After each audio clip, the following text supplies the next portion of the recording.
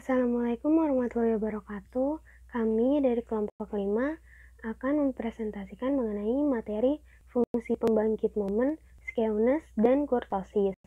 Yang pertama itu fungsi pembangkit momen. Definisi 2.6.1. Misal X suatu pulba acak, maka nilai ekspektasi disebut fungsi pembangkit momen dari X jika nilai ekspektasi tersebut ada pada selang T lebih dari negatif H dan T kurang dari H untuk suatu H lebih dari 0. Jika X pulba acak diskrit, maka rumusnya yaitu MT sama dengan sigma X E pangkat TX Fx. Lalu jika X pulba acak kontinu, maka MT sama dengan integral negatif T hingga sampai T hingga E pangkat TX Fx dx. Contoh soal pulba acak diskrit. Misal X pulba acak diskrit Fx sama dengan kombinasi 2X per 4 X sama dengan 0, 1, 2. Nah, maka jawabannya itu MT sama dengan sigma X E pangkat TX Fx sama dengan E pangkat T dikali 0 dikalikan 1/4 ditambah E pangkat T dikali 1 dikalikan 2/4 ditambah E pangkat T dikali 2 dikalikan 1/4 sama dengan 1/4 ditambah 2/4 E pangkat T ditambah 1/4 E pangkat 2T. Lalu contoh soal pulba acak kontinu. Misal seseorang menunggu suatu bus pada tempat tertentu. Misal bus akan lewat tempat tersebut setiap 15 menit. Jika waktu tunggu dinyatakan sebagai pulba acak X, Fx sama dengan 1/15 dengan X lebih dari 0 dan X kurang dari 15. Nah, maka jawabannya itu MT sama dengan integral negatif T hingga sampai T hingga E pangkat TX Fx dx sama dengan integral 0 sampai 15 1/15 E pangkat TX dx sama dengan 1/15 dikalikan 1/T E pangkat TX dengan batas 0 sampai 15. Maka jawabannya 1/15 T dikalikan E pangkat TX kurang dari 1 dengan T tidak sama dengan 0. Nah, selanjutnya yaitu materi skewness atau ukuran kemiringan kurva. Definisinya ini, ukuran kemiringan kurva atau skewness adalah derajat atau ukuran dari ketidaksimetrian suatu distribusi data. Nah, ukuran kemiringan data terbagi menjadi 3, yaitu ada kurva normal, ini yang di bagian tengah, lalu kurva condong ke kiri, ini yang di sebelah kanan, lalu kurva condong ke kanan, ini yang gambarnya di sebelah kiri. Nah, rumus skewness ini langkah pertama itu K sama dengan X bar dikurang MO. Nah, berarti ukuran kemiringan sama dengan modus dikurang rata-rata. Nah, lalu dicari CK atau koefisien kemiringannya. Rumusnya itu ada 2, yaitu rata-rata dikurang modus per simpangan baku atau 3 dikalikan rata-rata dikurang median per simpangan baku. Nah, jika CK-nya itu sama dengan 0, maka distribusi datanya simetris. Lalu, jika CK-nya kurang dari 0, distribusi datanya akan miring ke kiri. Dan jika CK-nya lebih dari 0, distribusi data akan miring ke kanan. Lalu contohnya seperti ini. Diberikan data tinggi badan karyawan suatu perusahaan. Tentukan besarnya kemiringan kurva dari data tersebut. Nah, ini ada diberikan data berkelompok. Nah, ukuran data dari tabel frekuensi tersebut adalah meannya sama dengan 109,6.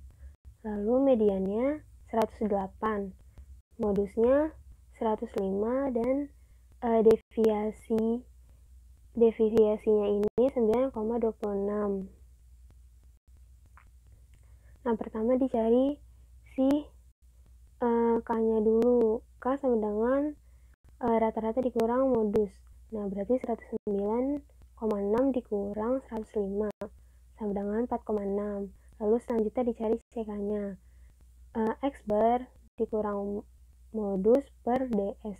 Nah, sama dengan 109,6 dikurang 105 per 9,26.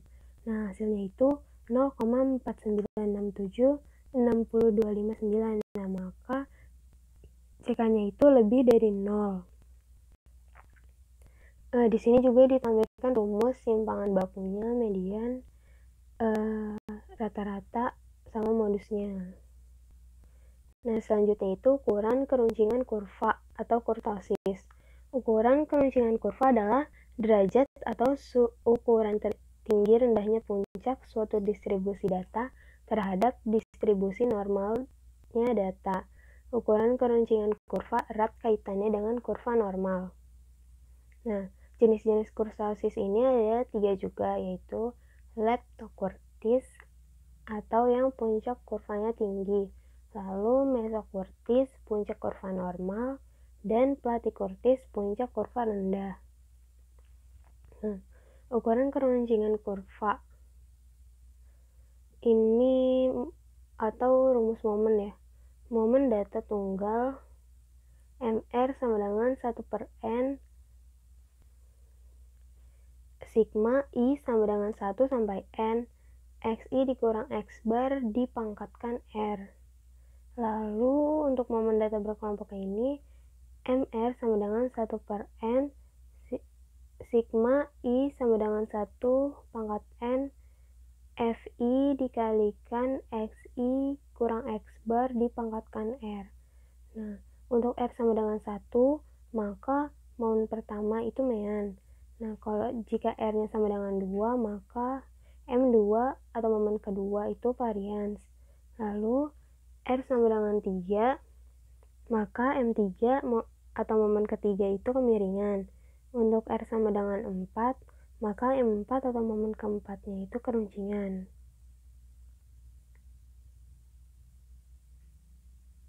Nah, rumus mencari koefisien keruncingan atau kurtosis.